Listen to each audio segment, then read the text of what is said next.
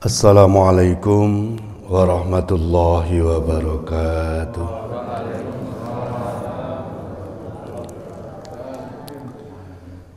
Bismillahirrahmanirrahim. Alhamdulillahirabbil alamin wa bihi nasta'inu ala umurid dunya waddin. Wassallallahu ala sayyidina Muhammadin khatamin nabiyyin wa ala alihi washabihi ajmain, amma ba'du. Fa ayyuhal hadirun, Bapak, Ibu-ibu yang saya hormati, sesepuh, bini sepuh yang saya muliakan, syukur alhamdulillah di pagi hari ini kita masih diberikan kenikmatan oleh Allah Subhanahu wa taala, nikmatul iman wal Islam, sehat wal afiyah, taufik serta hidayah. Sehingga di subuh kali ini kita dimudahkan oleh Allah Subhanahu wa taala untuk hadir di masjid ini untuk melaksanakan ibadah subuh dengan berjamaah, dan insyaallah kita akan teruskan dengan kajian subuh kitab Riyadhus Shalihin. Mudah-mudahan apa yang kita lakukan dihitung ibadah oleh Allah Subhanahu wa taala. Amin. Shalawat serta salam marilah kita senantiasa haturkan kehadiran junjungan Nabi kita Muhammad sallallahu alaihi wasallam. Mudah-mudahan dengan salawat salam yang selalu kita aturkan kepada beliau, kita semua diakui umatnya, dan mudah-mudahan kita semua mendapat syafaatnya besok di hari kiamat. Amin ya rabbal alamin. Untuk subuh kali ini kita masih meneruskan bab yang lalu, yaitu bab menjunjung kehormatan kaum muslimin dan penjelasan tentang hak mereka dan kasih sayang pada mereka. Ini kalau yang di Dalilul Falihin, hadis ke-11 dari hadis yang keseluruhan yaitu 234. Kemudian untuk ini di Dalilul Falihin, ini di Nuzhatul Muttaqin tadi ya. Kalau yang di Dalilul Falihin hadis yang ke-237. Kalau enggak kalau ini yang Riyadhus Shalihin yang aslinya. Hadis yang ke-237 di Dalilul Falihin, atau nanti kalau Bu dilihat mungkin di Android atau apa itu kan mungkin beda. Kalau hadis di sini berbunyi wa'an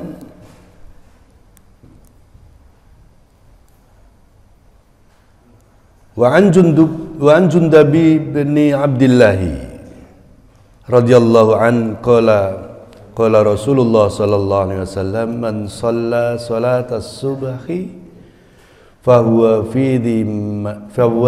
fi dhimmatillahi fala yadlubannakumullahu min dhimmatihi bisyai'in fa innahu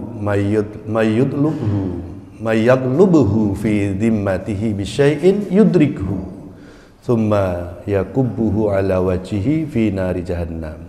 Rawahu Muslim. Hadis dari Jundub, ada kata Jundub, kadang-kadang ada Jundab, baca ini. Hadis dari Jundub bin Abdullah radhiyallahu an, beliau berkata, qala Rasulullah sallallahu alaihi wasallam, Rasulullah sallallahu alaihi wasallam bersabda, man shalla salatas subhi, barang siapa yang salatas subhi, salat subuh, fahuwa fi dhimmatillahi, maka dia orang yang tadi salat subuh, fi dhimmatillahi, dalam tanggungan Allah. Fala yatlubannakum, maka janganlah sampai Allah menuntut kalian. Fala yatlubannakumullah min dhimmatihi, dengan tanggungannya, dengan jaminannya, bisyai'in, dengan sesuatu. Fa innahu, maka sesungguhnya mayatlubhu, barang siapa yang dia diminta jaminannya min dimmatihi bisyai'in, dengan sesuatu, yudrikhu, maka Allah pasti mendapatkannya. Summa yakubbuhu, kemudian dia perintahkan, atau ini kata-kata ini langsung disandarkan kepada diri Allah. Summa yakubbuhu ala wajihi fi nari jahannama, lalu Allah menjungkirkan wajahnya di neraka jahanam. Rawahu Muslim. Maksudnya gini, kalau di Dalilul Falikin ini, man shalla sholatas subhi ay jama'atan, barang siapa yang dia sholat subuh jama'atan, dengan jamaah. Itu keterangan di dalam tafsir hadis. Karena ada hadis-hadis yang lain yang menerangkan bahwa siapa orangnya yang sholat subuh berjamaah. Nah, kemudian hadis ini tidak menerangkan dengan kata-kata jamaah. Nah, ini hadis ini ada beberapa hadis yang lain itu saling menguatkan keterangan ini. Maksudnya begitu. Barang siapa yang sholat subuh berjamaah, sebagaimana diriwayatkan dari riwayat yang lain, yaitu riwayat Imam Muslim.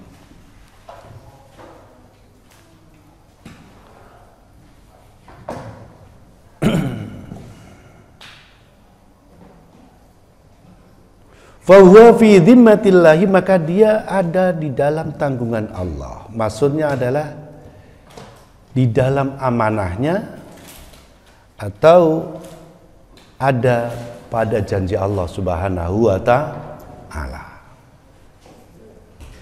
Jadi kita itu sudah dijamin oleh Allah kalau kita sholat subuh berjamaah.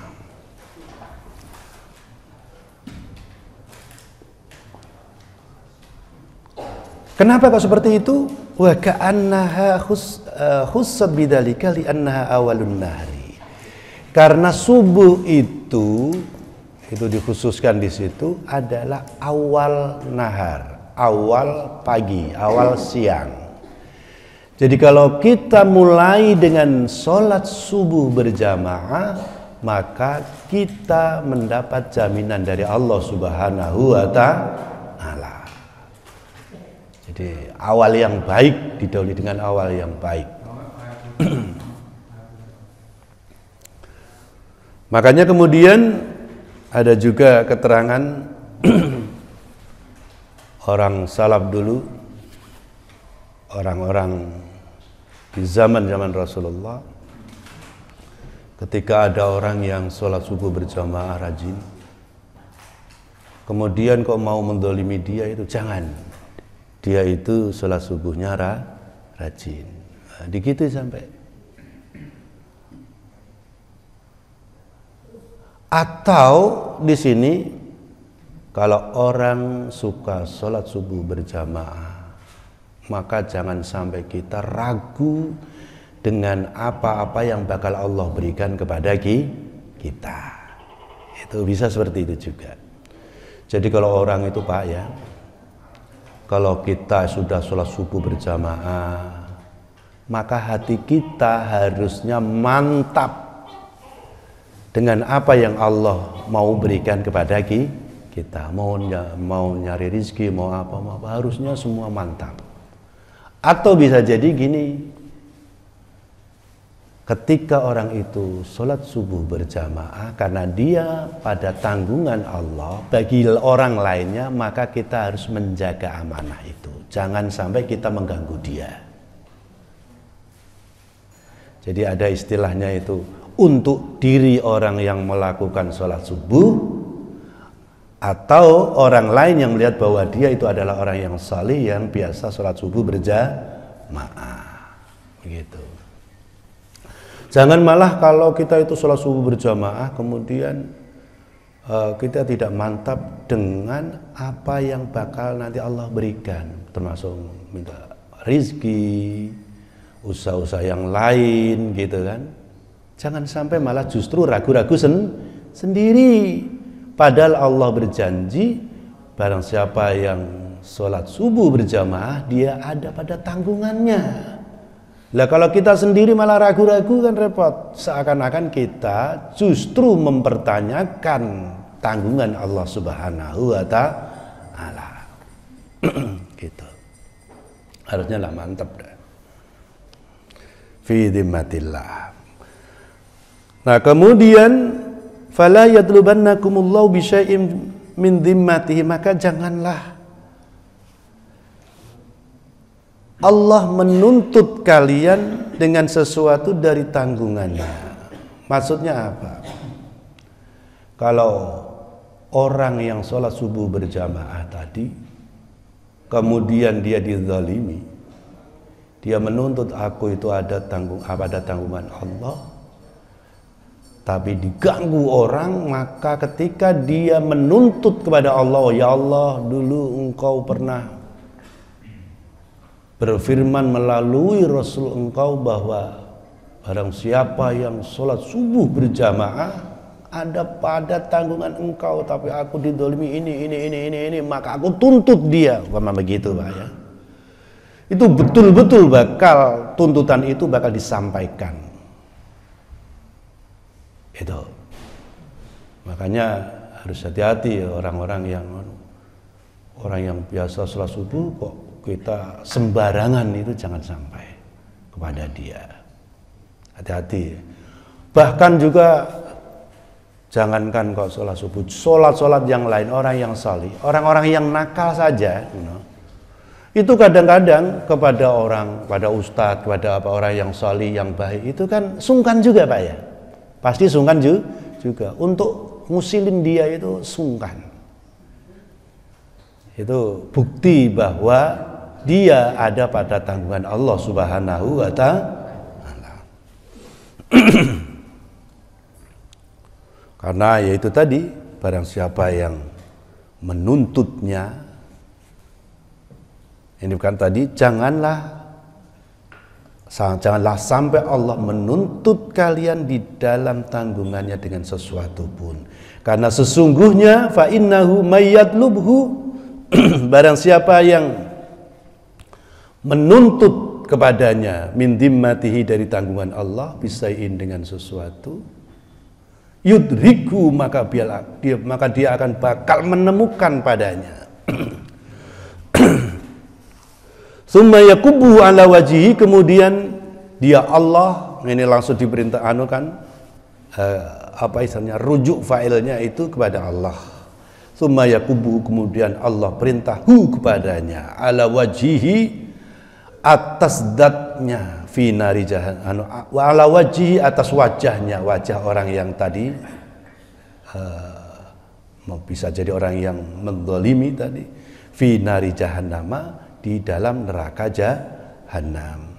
Jadi sini ketika summa yakubuhu, kemudian Allah menjungkirkan dia, itu hal itu, tindakan itu disandarkan kepada diri Allah Subhanahu wa ta'ala, ini adalah untuk menakut-nakuti, lebih menakut-nakuti orang yang mau berbuat zalim pada orang yang biasa sholat subuh berjamaah. Apakah harus Allah? Ya tidak harus, bisa jadi malaikat yang jungkirin ya Pak ya, jungkirin langsung. Tapi ketika Allah bilang aku sendiri nanti yang bakal melemparkan kamu ke neraka jahanam, itu kan sangat istilahnya itu memberi tekanan untuk menakut-nakuti orang yang sampai berbuat zalim kepada orang yang suka sholat subuh berjamaah. Rawahu Muslim, hadis ini riwayat Imam Muslim, hadis yang sahih. Hadis yang ke-238, wa an ibni Umar radhiyallahu anhuma, dan hadis dari Ibnu Umar radhiyallahu anhuma, semoga Allah meridhoinya, meridhoi keduanya, yaitu Ibnun dan Umar. Semoga Allah meridhoinya. Di sini keduanya adalah Ibnu Umar dan Umar, anaknya Umar dan Umar, karena dua-duanya adalah sahabat Rasulullah Sallallahu Alaihi Wasallam. Jadi Ibnu Umar itu namanya Abdullah bin Umar. Jadi nama gampangnya kemudian anaknya Umar. Anna Rasulullah, sesungguhnya Rasulullah Sallallahu Alaihi Wasallam, qala, itu beliau bersabda, al muslimu akhul muslimi. Jadi muslim, orang muslim itu adalah saudaranya orang muslim yang lain. La yadlimuhu wa la yuslimuhu. Tidak boleh orang muslim tadi menzalimi saudaranya muslim yang lain. La yadlimuhu wa la yuslimuhu, dan tidak boleh menyerahkan orang yang muslim tadi pada akhul muslim, saudara muslim yang lain. Maksudnya di sini adalah menyerahkan kepada musuhnya. Kalau dia bermusuhan kepada orang lain, jangan kemudian dia itu ditangkap, ini musuhmu ini dikasihkan. Atau dalam perang, ngerti kalau dia musuhan sama dia, malah justru dikasihkan orang itu atau kepada musuhnya. Maksudnya itu adalah bahwa kalau kita mengaku muslim, umat Islam, maka saudara kita itu harus dilindungi. Jangan justru malah diberikan kepada orang yang mau memburunya apa-apa gitu. Udah ngerti kalau musuhnya malah justru dikasihkan. Apalagi musuh itu adalah selain orang Islam. Orang yang Islam saja itu jangan sampai gitu kan. Kalau ini kan akibatnya kan parah sekali nanti kalau musuh ketemu musuh ada geger. Gak usah lah dikasihkan. Dilindungi, apalagi musuhnya itu adalah orang yang zalim, bukan orang Islam. La yadlimuhu, tidak boleh menzaliminya. Maksudnya itu adalah mengurangi harta benda dan juga menghilangkan kehormatannya, menciderai kehormatannya.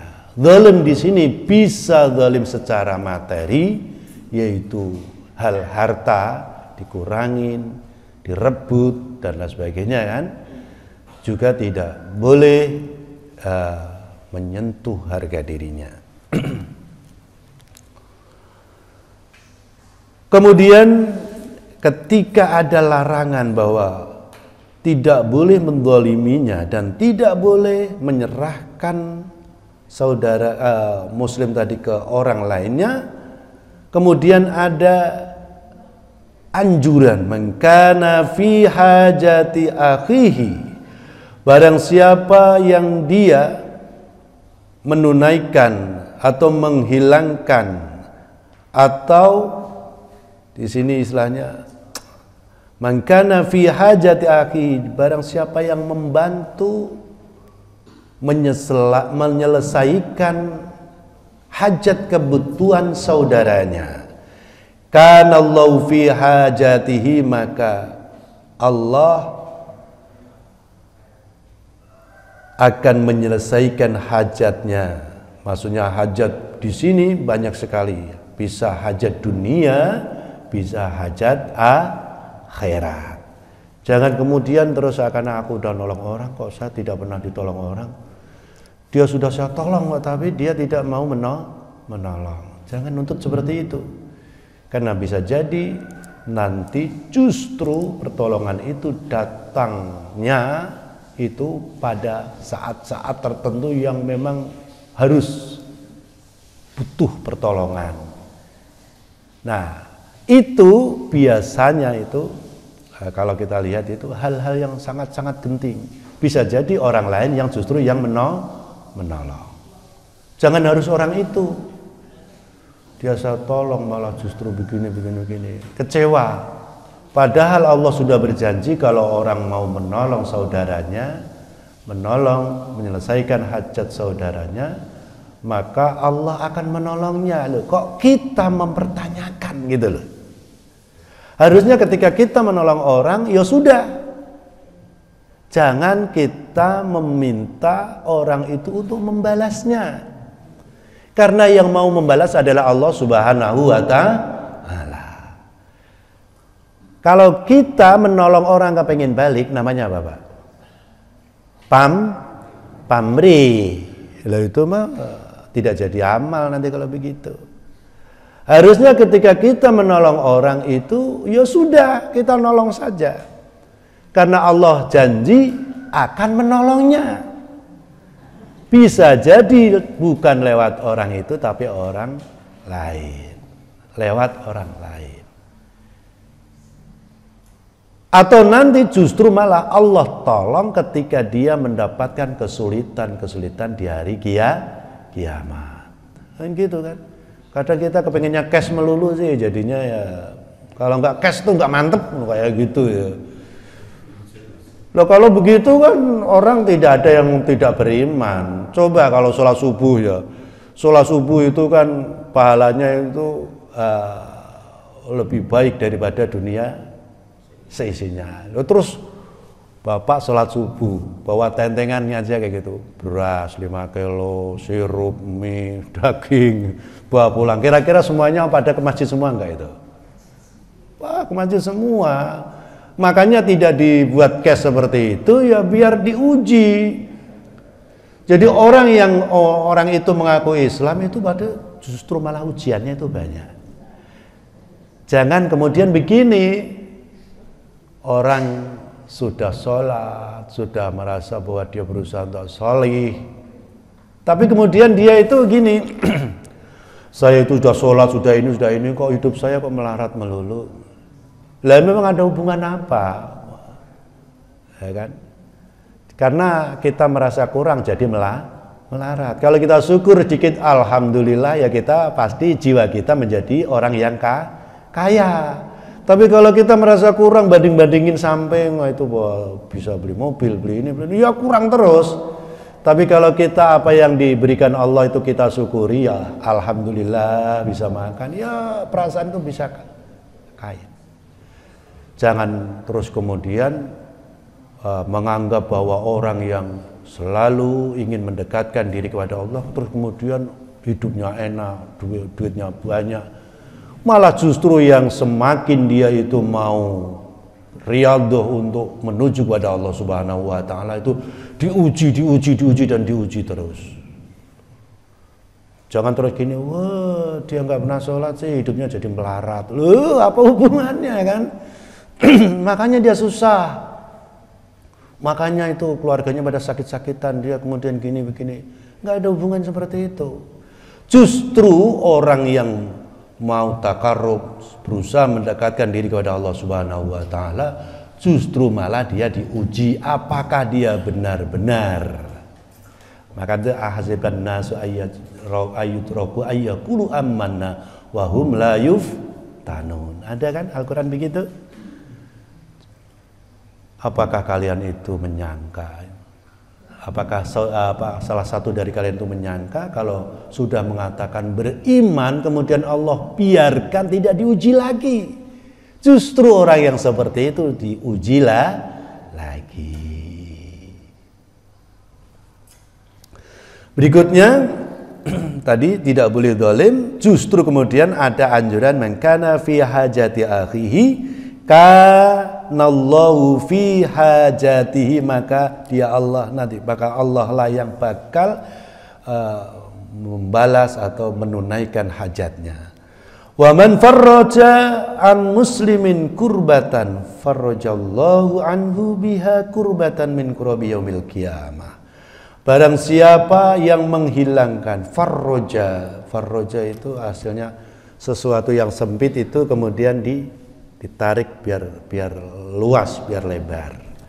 Itu asalnya seperti itu, farroja. Asalnya farroja itu istilahnya apa? Melapangkan. Jadi asal sesuatu yang sempit, rupek, kemudian dibuat luas. Jadi orang yang mudah nolong orang, ke orang lain gampang, Pak ini mau ngutang gini-gini, enggak, saya jadi enggak enak, enggak apa-apa. Kita sama-sama tetangga saling menolong. Orang yang kayak gitu-gitu nanti itu bakal Allah nanti lapangkan.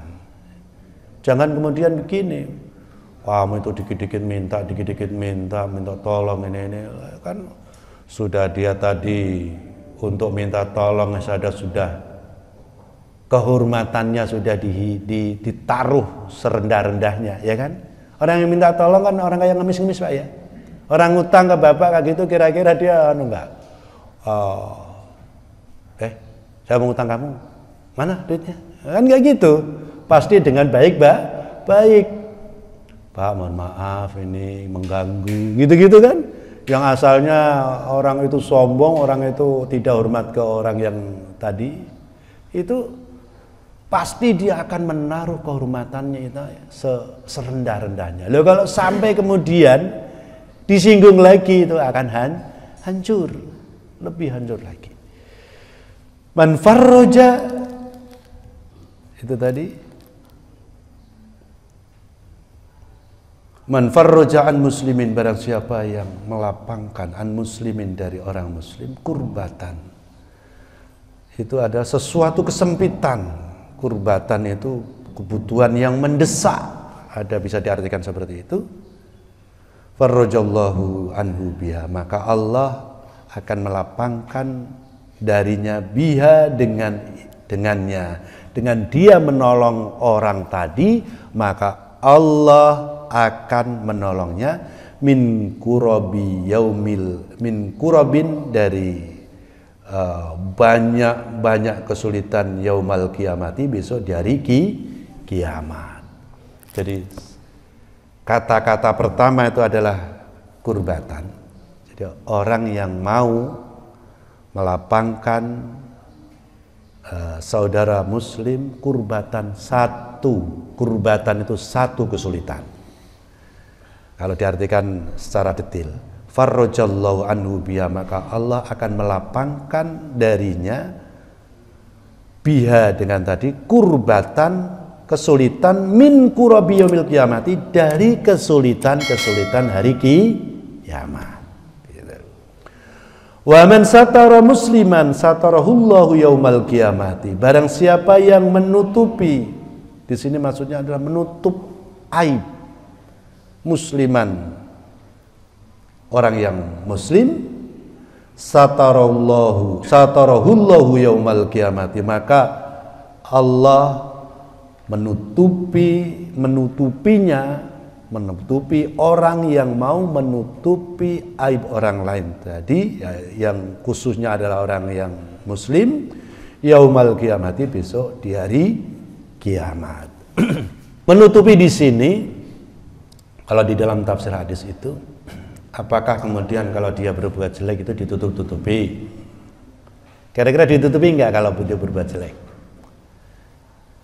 Kalau dia berbuat jelek merugikan banyak orang itu, dan justru nanti membuat kerusakan yang lebih besar, maka justru itu harus diungkap biar bisa ada tindakan.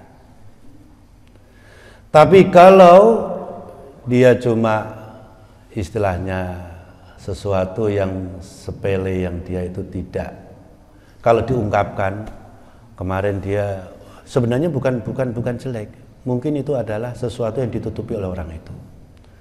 Orang itu karena kebutuhan mungkin tidak bisa beli sayur, tidak beli apa, umpama kita tahu orang itu umpama mungut-mungut sayur di pasar, itu kan sebenarnya kan sah-sah saja ya.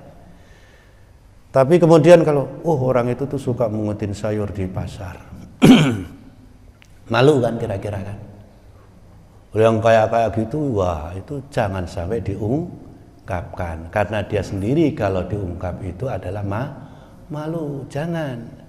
Tapi kalau orang koruptor, duitnya ngabisin banyak duit di sana lah. Kemudian orang yang tahu itu kok kemudian dia itu los saja, dibiarkan saja, maka di dalam malah justru orang yang model gitu harus diungkapkan agar ada tindakan. Satu, tindakan untuk dirinya agar dia tidak terjerumus kepada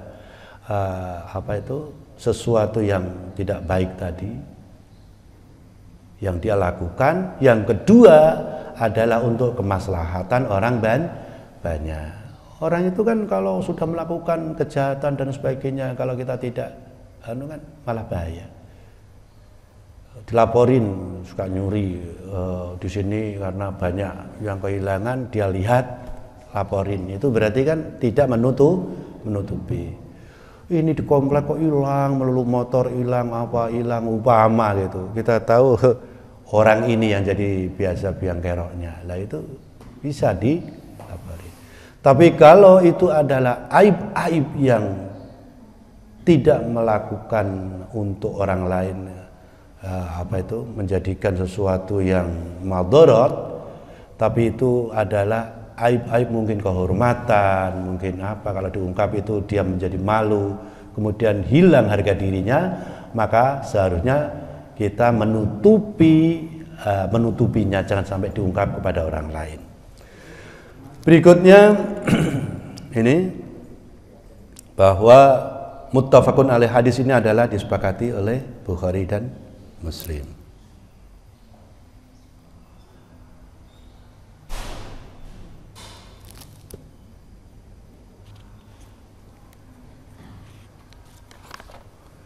Hadis yang ke-239. Wa an Abi Hurairah qala Rasulullah sallallahu alaihi wasallam. Hadis dari Abi Hurairah, beliau berkata, qala Rasulullah sallallahu alaihi wasallam, Rasulullah sallallahu alaihi wasallam bersabda, al-muslimu akhul muslimi. Ini kan, orang muslim itu adalah saudara muslim yang lain. La yakhunuhu, tidak boleh dia berkhianat atau mengkhianatinya. Jadi orang muslim tidak boleh mengkhianati saudara muslim lainnya. Wala yakdzibuhu, dan tidak boleh berbohong kepadanya. Jadi orang muslim tidak boleh berbohong kepada saudaranya orang muslim. Wala yakhdhuluhu, dan tidak boleh menghinanya. Bisa disebutkan di sini bahwa la yakdibuhu, boleh akdaba yukdibu, boleh dibaca wala yukdibu, tidak boleh menuduh dia bohong atau tidak boleh menuduh dia tidak amanah, yaitu berkhianat. Atau kalau ini didomahkan,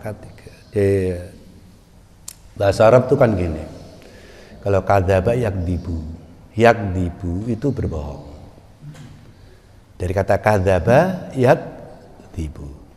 Kalau akdzaba af'ala yuf'ilu yukdibu, itu sudah artinya beda.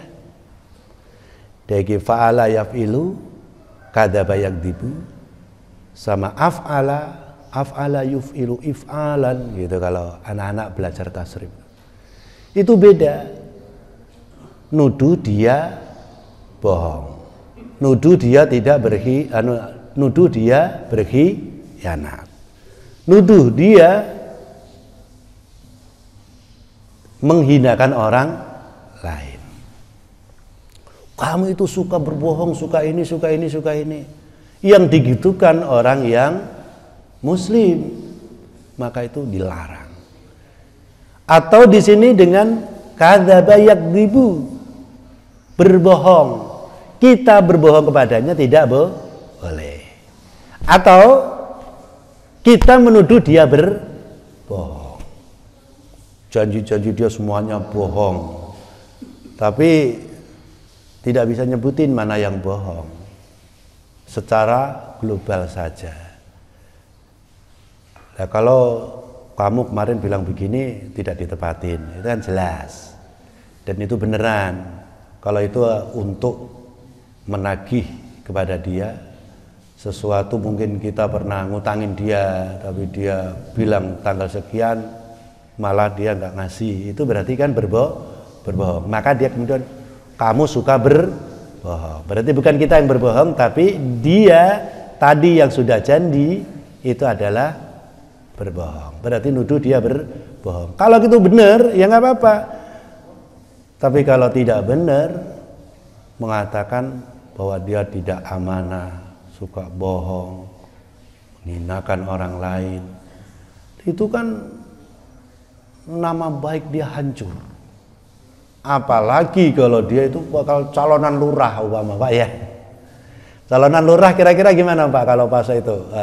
Gapit-gapitnya itu gimana kira-kira? Orang kalau sudah calon itu sekecil apapun cacat orang tadi itu dikorek-korek. Yang asalnya nggak ngerti semua itu bakal ngerti semua. Oh dia itu suka sama lames sama cewek-cewek lain itu godain melulu. Sama ini yang asalnya itu baik-baik saja, akrab sama orang, apa. Tapi kalau sudah jadi calon itu udah bisa dipelintir. Wah, sama orang mau dia suka godain istri orang, lames sama ini. Tapi sebenarnya dia itu Bu, ya baik-baik saja waktu kemarin nggak calon. Ketika calon, mungkin yang ada digituin dia itu cemburu, itu bisa jadi dipluntir jadi jelek. Dipelintir. Nah, kayak gitu. Itu berarti tuduhan-tuduhan yang seperti itu nanti akan sangat berpengaruh. Makanya ini nanti 2024 ya Pak ya. Nanti kalau jagonya dijelek-jelekin orang ya biasa saja. Karena apa? Ya kan dia mau jadi calon ya memang begitu, dia harus dikupas tuntas ya. Dari jeleknya maupun baiknya kupas tuntas. Oh, biarin aja. Yang lainnya nanti juga digituin orang. Kalau kita kan kalau setuju sama orang kan ditutupin setengah mati, membela dengan segala cara. Tapi kalau tidak suka, ya itu sama nyerang dengan segala cara, menghalalkan segala cara. Itu model-model begitu. Jangan sampai nanti. Nah, hadis ini ketika dikatakan tadi la yakunuhu wa la yakdibuhu, boleh tadi la yakunu wa la kadaba yakdibu akdaba yukdibuhu wa la yukdiluhu, boleh gitu. Kemudian kullul muslimi, setiap orang muslim itu alal muslimi atas muslim yang lain, yaitu haramun haram irduhu. Irdu itu kalau orang dulu keperawirane adalah kehormatannya, wa maluhu dan hartanya, wa damuhu dan darahnya. Darah di sini maksudnya adalah jiwanya, tidak boleh disakiti, tidak boleh dibunuh. Kemudian at-taqwa hahuna gitu. Takwa itu hahuna di sini. Takwa di sini. Gitu. Diteruskan bihasbi mri'in, cukup seseorang. Cukup seseorang minas syarri, dia itu jelek, digolongkan orang yang jelek, orang yang jahat, ayah kira jika dia menghina akhahu, saudaranya, al-muslimah yang muslim. Cukup dia dikatakan orang tidak baik, buruk, itu berarti tidak baik atau orang yang digolongkan orang yang buruk kalau dia sudah menghina saudaranya yang muslim. Jadi kalau orang kok suka jelekin orang, Pak, udah cukuplah dia itu dia nggak baik. Pokoknya kalau kita ngomong-ngomong gini, tahu-tahu kok ada orang itu kok gencar itu menyerang orang lain, itu cukup dia bukan orang baik. Udah. Jadi kita nggak perlu komentar dan lain-lain. Ya udahlah, dia biar jalanin sendiri. Hadis ini ketika dipraktekkan oleh orang-orang terdahulu, salafus salih, zaman Nabi, itu Islam betul-betul kuat. Bagaimana tidak? Agama dijadikan dasar dengan mengatakan Muslim satu itu adalah saudara Muslim yang lain. Itu kan kokoh sekali persaudaraan. Tidak boleh ganggu, ya kan? Tidak boleh ganggu kepentingan-kepentingan yang lain. Tidak boleh berbohong, tidak boleh berkhianat, tidak boleh menghina. Diteruskan berikutnya, cukup kalau ada orang tadi. Nah, kayak katakan juga at-taqwa hahuna gitu. Takwa itu ada di sini. Jadi zaman dahulu itu Muslim sangat kuat. Dan kemudian kejayaan umat Islam pada waktu itu terwujud. Ketika zaman Nabi dan zaman sahabat, awal-awal sahabat, kemudian sudah mulai ada sedikit-sedikit, itu ketika zaman Utsman. Sudah mulai ada sedikit-sedikit masalah. Kemudian ketika Khulafaur Rasyidin, puncaknya pada era Ali. Pada era Ali itu sudah banyak orang yang suka protes, suka gini, suka gini. Wes, pokoknya suka nuntut. Wahai Ali, hukum itu adalah hukum milik Allah. Gitu. Udah begitu-begitu, khalifahnya udah digituin. Makanya di zaman sahabat Ali itu kerusuhan-kerusuhan banyak. Bahkan ada mengatakan zaman dulu, zaman sahabat-sahabat terdahulu Abu Bakar itu tentrem-tentrem saja. Orang-orangnya hidup rukun, damai, sejahtera. Sahabat Ali pernah dikritik seperti itu. Kemudian sahabat Ali yang orang pinter kan, dia jawab, iya, zaman Abu Bakar itu orang-orangnya itu orang-orang yang baik. Sahabat-sahabat yang baik, gampang diatur. Lah sekarang orang-orang yang diatur model-model kayak kamu itu ya susah, gitu kan? Makanya jadi geger, gitu. Nah ini dasar yang begitu kuat. Kalau orang Islam nanti, upama di akhir zaman, sudah ada ikatan orang Muslim saudaranya Muslim yang lain. Persaudaraannya adalah persaudaraan ukhuwah Islamiyah, diniyah. Kalau udah seperti itu, tidak ganggu, tidak kayak gitu, udah tadi larangan-larangan itu justru malah membantu kesulitan-kesulitan saudaranya. Disitulah kemudian umat Islam akan jaya kembali. Itu diterangkan dalam hadis itu, zaman itu nanti zaman akhir zaman. Pada zaman Imam Mahdi. Ada begitu kan keterangan banyak. Bahkan nanti di zaman era itu, era zaman istilahnya keemasan lagi itu, orang itu mau zakat aja bingung, mau sedekah bingung karena saking pamornya banyak orang yang sudah udah dikasih ini udah. Dia juga mau ngasih ke dia mau ngasih ke saudaranya. Sampai seperti itu. Lah kalau hadis ini dipraktekkan, ya betul bakal terjadi seperti itu. Gimana enggak? Ada temannya kayak gini peduli, oh ini ada masalah, selesaiin. Enggak pernah punya pikiran buruk kepada orang lain, enggak pernah bohongin, enggak pernah menuduh bohong. Iya Pak ya. Di sini kalau begitu kan kira-kira Pak, ayam tentrem enggak itu satu komplek? Wah, tentrem sekali itu. Meraktekin hadis-hadis ini tadi udah tentram sekali itu. Dasar pokoknya. Tapi kalau ini tidak dilakukan, ya udah. Pasti akan ada percikan-percikan kecil kemudian menjadi besar. Hadis ini tadi cukup seseorang digolongkan orang yang jelek apabila jika dia menghina saudaranya, menganggap remeh, menganggap kecil saudaranya, al-muslima yang muslim. Rawahu Tirmidzi. Hadis ini diriwayatkan oleh Imam At-Tirmidzi.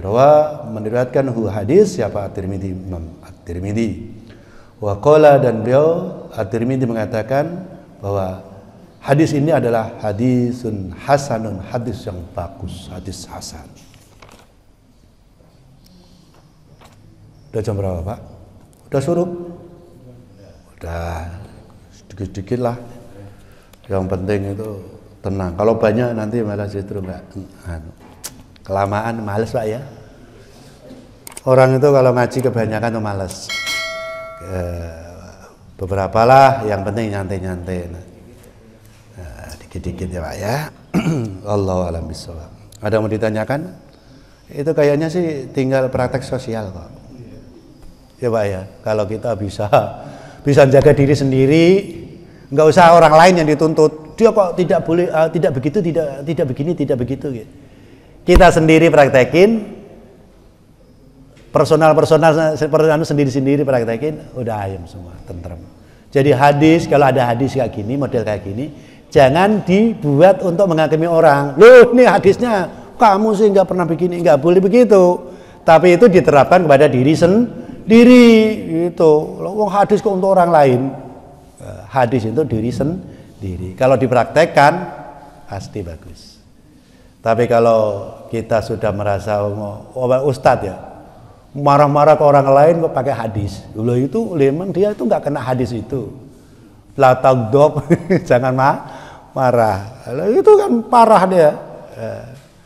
Hadis itu adalah ketika kita membaca Al-Quran, membaca hadis, bahwa objek yang dinasihati adalah diri sendiri, jangan ke orang lain. Kalau ke orang lain kita merasa baik, merasa suci, lah itu yang jadi beangkeronanya. Udah ya, kita sampai sini dulu. Mohon maaf bila mana ada kekurangan. Kalau yang benar dari Allah, kalau itu kesalahan adalah diri saya pribadi, dan mohon maaf yang sebesar-besarnya.